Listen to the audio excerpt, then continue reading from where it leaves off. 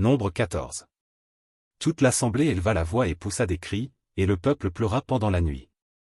Tous les enfants d'Israël murmurèrent contre Moïse et Aaron, et toute l'assemblée leur dit, que ne sommes-nous morts dans le pays d'Égypte, ou que ne sommes-nous morts dans ce désert?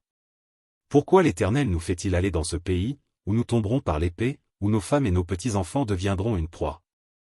Ne vaut-il pas mieux pour nous retourner en Égypte? Et ils se dirent l'un à l'autre, nommons un chef, et retournons en Égypte. Moïse et Aaron tombèrent sur leur visage, en présence de toute l'assemblée réunie des enfants d'Israël. Et, parmi ceux qui avaient exploré le pays, Josué, fils de Nun, et Caleb, fils de Jephuné, déchirèrent leurs vêtements. Et parlèrent ainsi à toute l'assemblée des enfants d'Israël, le pays que nous avons parcouru, pour l'explorer, est un pays très bon, excellent. Si l'Éternel nous est favorable, il nous mènera dans ce pays, et nous le donnera, c'est un pays où coule le lait et le miel. Seulement, ne soyez point rebelles contre l'Éternel, et ne craignez point les gens de ce pays, car ils nous serviront de pâture, ils n'ont plus d'ombrage pour les couvrir, l'Éternel est avec nous, ne les craignez point. Toute l'assemblée parlait de les lapider, lorsque la gloire de l'Éternel apparut sur la tente d'assignation, devant tous les enfants d'Israël. Et l'Éternel dit à Moïse, jusqu'à quand ce peuple me méprisera-t-il? Jusqu'à quand ne croira-t-il pas en moi, malgré tous les prodiges que j'ai faits au milieu de lui? Je le frapperai par la peste, et je le détruirai, mais je ferai de toi une nation plus grande et plus puissante que lui. Moïse dit à l'Éternel, les Égyptiens l'apprendront, eux du milieu desquels tu as fait monter ce peuple par ta puissance. Et ils le diront aux habitants de ce pays. Ils savaient que toi, l'Éternel, tu es au milieu de ce peuple, que tu apparais visiblement, toi, l'Éternel, que ta nuée se tient sur lui, que tu marches devant lui le jour dans une colonne de nuée, et la nuit dans une colonne de feu. Si tu fais mourir ce peuple comme un seul homme, les nations qui ont entendu parler de toi diront. L'Éternel n'avait pas le pouvoir de mener ce peuple dans le pays qu'il avait juré de lui donner, c'est pour cela qu'il l'a égorgé dans le désert. Maintenant, que la puissance du Seigneur se montre dans sa grandeur, comme tu l'as déclaré en disant. L'Éternel est lent à la colère et riche en bonté, il pardonne l'iniquité et la rébellion, mais il ne tient point le coupable pour innocent, et il punit l'iniquité des pères sur les enfants jusqu'à la 3e et la 4e génération. Pardonne l'iniquité de ce peuple, selon la grandeur de ta miséricorde, comme tu as pardonné à ce peuple depuis l'Égypte jusqu'ici. Et l'Éternel dit, je pardonne, comme tu l'as demandé. Mais, je suis vivant.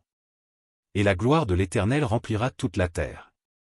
Tous ceux qui ont vu ma gloire, et les prodiges que j'ai faits en Égypte et dans le désert, qui m'ont tenté déjà 10 fois, et qui n'ont point écouté ma voix. Tous ceux-là ne verront point le pays que j'ai juré à leur père de leur donner, tous ceux qui m'ont méprisé ne le verront point.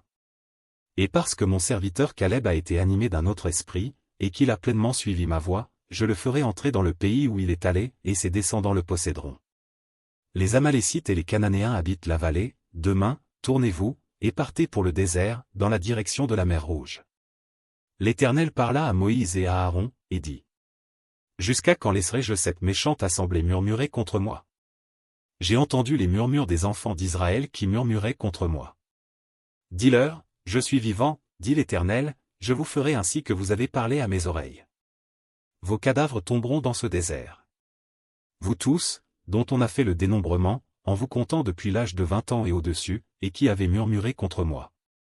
Vous n'entrerez point dans le pays que j'avais juré de vous faire habiter, excepté Caleb, fils de Jephuné, et Josué, fils de Nun. Et vos petits-enfants, dont vous avez dit, ils deviendront une proie. Je les y ferai entrer, et ils connaîtront le pays que vous avez dédaigné. Vos cadavres, à vous, tomberont dans le désert.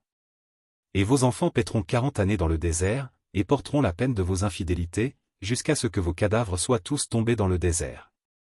De même que vous avez mis 40 jours à explorer le pays, vous porterez la peine de vos iniquités 40 années, une année pour chaque jour, et vous saurez ce que c'est que d'être privé de ma présence. Moi, l'Éternel, j'ai parlé. Et c'est ainsi que je traiterai cette méchante assemblée qui s'est réunie contre moi, ils seront consumés dans ce désert, ils y mourront. Les hommes que Moïse avait envoyés pour explorer le pays, et qui, à leur retour, avaient fait murmurer contre lui toute l'assemblée, en décriant le pays. Ces hommes, qui avaient décrié le pays, moururent frappés d'une plaie devant l'Éternel. Josué, fils de Nun, et Caleb, fils de Jephuné, restèrent seuls vivants parmi ces hommes qui étaient allés pour explorer le pays. Moïse rapporta ces choses à tous les enfants d'Israël, et le peuple fut dans une grande désolation. Ils se levèrent de bon matin, et montèrent au sommet de la montagne, en disant, Nous voici. Nous monterons au lieu dont a parlé l'Éternel, car nous avons péché. Moïse dit, Pourquoi transgressez-vous l'ordre de l'Éternel? Cela ne réussira point. Ne montez pas, car l'Éternel n'est pas au milieu de vous. Ne vous faites pas battre par vos ennemis. Car les Amalécites et les Cananéens sont là devant vous, et vous tomberez par l'épée. Parce que vous vous êtes détournés de l'Éternel ne sera point avec vous.